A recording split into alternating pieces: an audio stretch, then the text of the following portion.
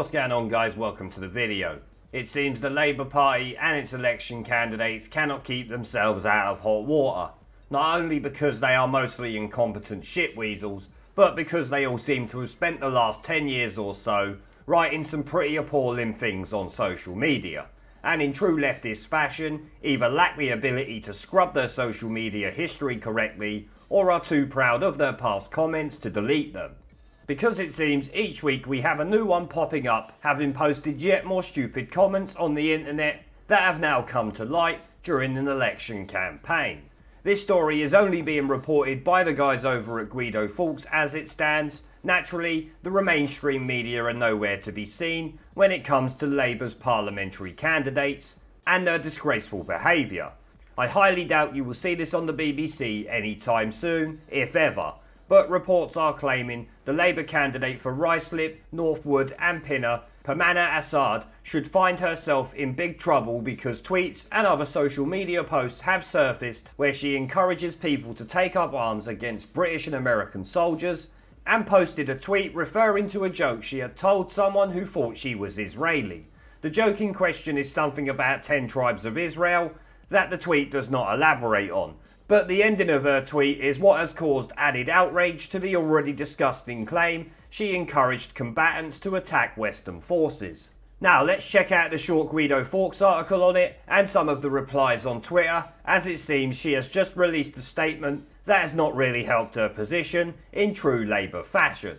I did reply to her statement on Twitter, trying to get some clarification on the joke she made, as I myself have never heard it, but I am not sure telling me would really help her cause. It should be pretty obvious to anyone with half a brain cell the way her words would be taken. So let's have a look. Now the tweet from Guido Fawkes says, "Take up arms against Brits. Labour candidate asked to explain Israel gas tweet. Labour's Ruislip, Northwood and Pinner candidate Permanent Assad is in hot water after social media posts surfaced of her saying she would 100% take up arms against the Afghan government and its allies, which at the time included the US and the UK. Now Jewish people are also questioning an oddly worded tweet from Permanent, which talks about a 10 lost tribes of Israel joke and a man who got gassed. She has now deleted her Facebook account. You have to wonder why.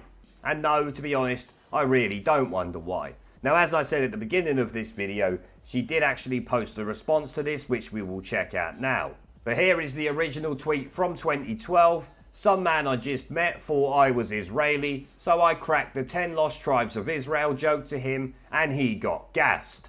Now, I know in London, for instance, and probably other places in the country, gas can mean excited, happy, among other things. But I'm sorry, when you're talking about Israel and 10 lost tribes of Israel jokes, which as I said, I don't know what it means, and getting gassed, it's pretty obvious what you mean. It's not going to be taken any other way, regardless of how you meant it or claim to have meant it. At the end of the day, it's never a good look.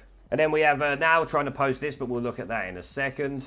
And obviously the Urban Dictionary. Like I said, something's good, we don't care about that. But here is where she first addressed it after the story started breaking on Twitter. I used the word gassed in a tweet in 2012 in the sense of a common slang term for being happy and excited. It didn't occur to me at all that it would have other connotations, and I'm completely mortified that I didn't realise this. I unreservedly apologise. Well, at least she unreservedly apologises, but I'm really not buying that she didn't understand that the word gassed could have other connotations. Where have you been living? And you really didn't understand that it could be seen as offensive taken in context of your tweet, then you really shouldn't be a political candidate anyway, because that shows a blatant lack of intelligence if you ask me.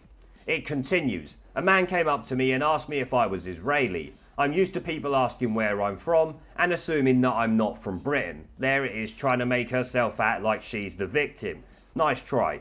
I said I was Afghan, but that there's a theory that Afghans descend from one of the 10 lost tribes of Israel. We laughed about it being kind of strange theory that's never been proved. He was really intrigued by it and said he'd look it up when he got home. But that really doesn't explain why you tweeted out gassed after talking about a Jewish joke. Even if you didn't mean anything by it, as I said, it's not going to look good to anyone else. You should have known this was coming. She continues, I've been outspoken against any pro-Palestinian campaigners blaming Jewish people for Israel's actions and about anti-Semitism in our party, and calling out those who seek to deny and downplay it. A review of my Twitter demonstrates this. I am absolutely committed to standing in solidarity with Jewish people and to fighting anti-Semitism. I recently tweeted in support of the Board of Deputies' 10 commitments, and I will continue to promote them during the election.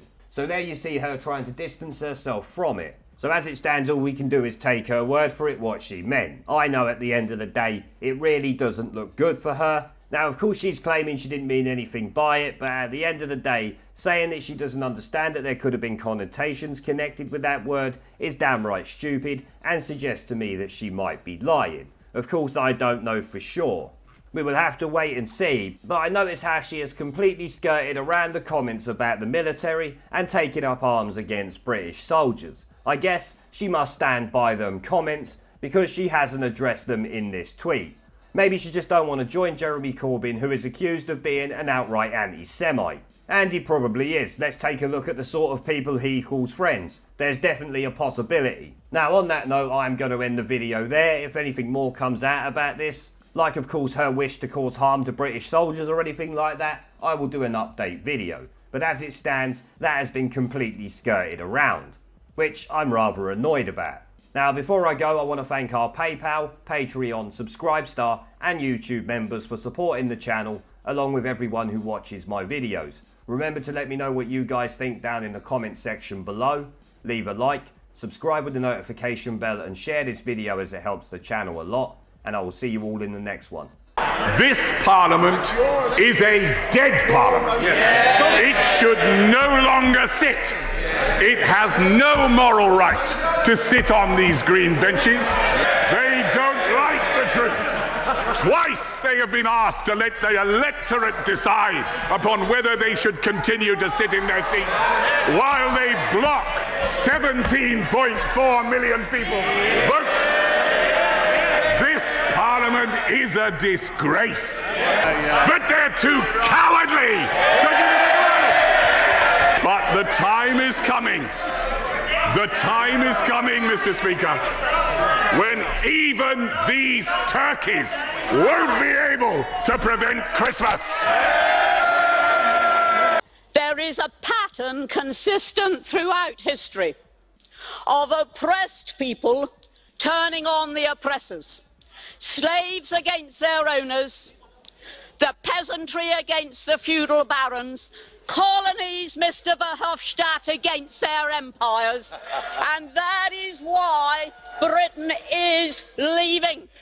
And it doesn't matter which language you use, we are going, and we are glad to be going. We're off.